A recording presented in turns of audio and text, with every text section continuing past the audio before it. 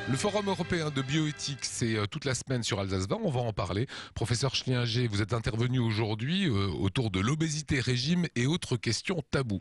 Alors on va en parler, mais juste avant la question qui fâche, c'est sur le Mediator. Ah, voilà, le fameux encore. forcément, puisque c'est la vraie actualité. Et c'est rare qu'un professeur de médecine s'exprime en disant que le Mediator a été utilisé pendant des dizaines d'années pour traiter l'obésité. Ah, c'est la réalité, effectivement. Il y a eu deux destins pour ce médicament. Le premier, il a été mis sur le marché dans les années 75-77 avec la connotation d'un traitement du diabète, qui n'a d'ailleurs pas été repris par la suite dans les recommandations officielles du traitement du diabète, mais il a été officiellement mis sur le marché et baptisé de cette façon-là. Par ailleurs, on s'est rendu compte, et ça a été probablement un peu par le bouche à oreille, que ce médicament pouvait, chez certaines personnes, entraîner une perte de poids.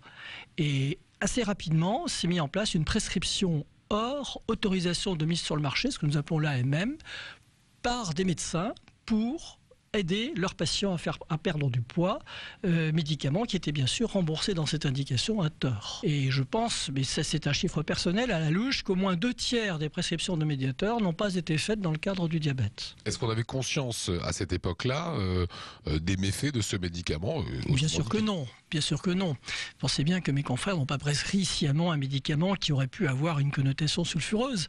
Non, aujourd'hui on nous dit, mais c'est toujours facile de dire les choses après coup, que bien sûr on le savait, c'est pas vrai, on le savait pas.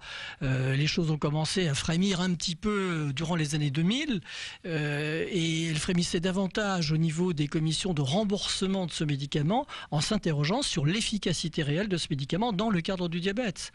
Les prescriptions marginales, celles qui étaient faites dans le cadre de l'amaigrissement chez les sujets obèses, ces prescriptions ont été bien sûr analysées par la Caisse qui a mis en garde les médecins prescripteurs parce qu'ils prescrivaient en dehors des clous.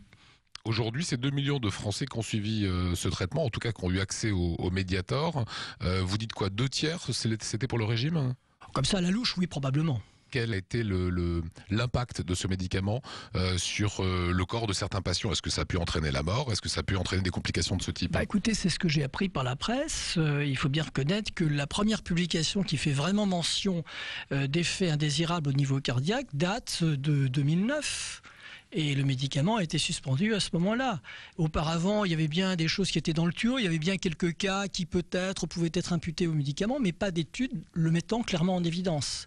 Donc il faut quand même être raisonnable et non pas maintenant jeter le discrédit sur tous les prescripteurs ou sur le laboratoire. Ceci dit, on nous parle de 500 morts, on nous parle de 2000 morts. La vérité pure, dure et crue, pour le moment, c'est 3 cas de morts véritablement imputables à ce produit. Ce qui ne veut pas dire qu'il n'y en a pas beaucoup plus, bien entendu. Mais on nous parle de 500, on nous parle de 2000. Ces chiffres sont peut-être tout aussi faux que les 3 qu'on nous a assénés par ailleurs. L'avenir nous le dira. Exactement. Et pour ça, il faut instruire effectivement une action qui amène à élucider la réalité de la dangerosité